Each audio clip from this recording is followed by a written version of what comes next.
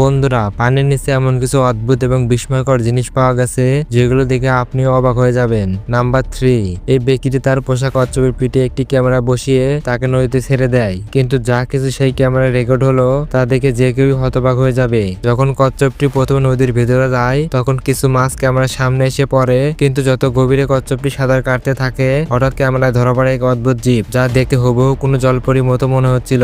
Number 2, যদি কখনো আপনি পানির ভেতরে এমন কোনো প্রাণী দেখতে পান তবে ভুলেও তাকে ছোঁয়ার বা কাছে যাওয়ার চেষ্টা করবেন না, কারণ এই ব্যক্তিটি ঠিক সেই ভুলটাই করেছিল।